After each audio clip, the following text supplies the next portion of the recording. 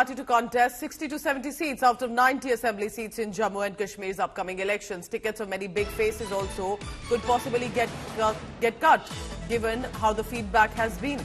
Bharatiya Janata Party, we are told, for now has decided not to form an alliance with any political party in J&K assembly elections. BJP, however, will support strong independent candidates on those assembly seats if required, where it will not be contesting elections. So very interesting. So on one side, remember, as we are expecting from 18 September for elections to take place, that BJP deciding to go solo, but says for the seats they will not contest on, they will possibly go for other independent candidates.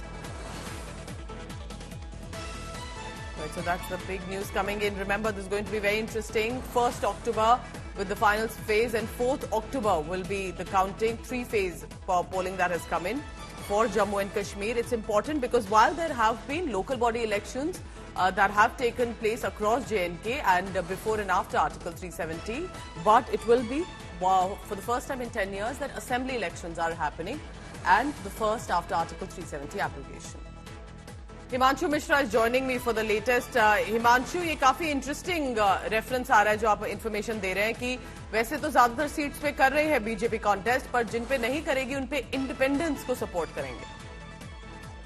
देखिए, बिल्कुल पूजा, BJP 60 से 70 ही सीटों पे चुनाव लड़ेगी, क्योंकि आप ध्यान दीजिए कि लोकसभा की 3 सीटें जो हैं घाटी की, खासकर वैली की, उन पे भारतीय जनता पार्टी ने अपने कैंडिडेट नहीं उतारे थे। उन्होंने जम्मू रीजन की जो है दोनों सीटों पे, उधमपुर पे जितेंद्र सिंह केंद्र सरकार में मंत्री हैं, और दूसरी जम्मू के सीट से जो है वो जुगल किशोर शर्मा को उम्मीदवार उतारा। घाटी की तीनों सीटों पर जो है भारतीय जनता पार्टी ने उम्मीदवार नहीं उतारे थे।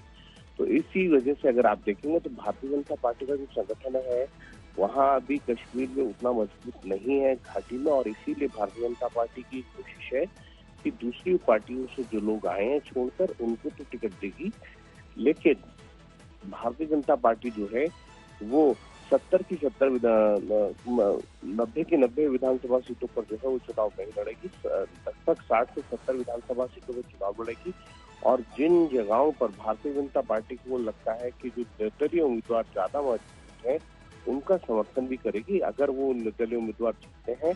क्योंकि जम्मू रीजन में अब जो है 43 सीटें हैं, 43 सीट्स हैं। अगर इसमें से ज्यादा सीटें भारतीय जनता पार्टी जीत जाती है तो उसके बाद भारतीय जनता पार्टी अपने दम पे सरकार बना सकती है। लेकिन आप देखिए 2015 में जब विधानसभा चुनाव हुए थे तो 37 में से भारतीय जनता पार्टी ने 25 सीटें जो है वो जम्मू रीजन की जीती थी, और अब 10 साल बाद जब 317 हटने के बाद चुनाव हो रहे हैं तो भारतीय जनता पार्टी को ये उम्मीद है कि ज्यादा सीटें जीतेंगी, लेकिन सरकार बनाने के लिए उन्हें जो है निर्दलीय या चुनाव बाद नतीजों के बाद जो है छोटी पार्टियां से गठबंधन करना पड़ सकता है सरकार बनाने के लिए। Himanshu, keep tracking the latest. Thank you very much. Himanshu telling us interesting that not all seats will be contested by BJP, but there will be majority of seats, and those that not will possibly have support to independent.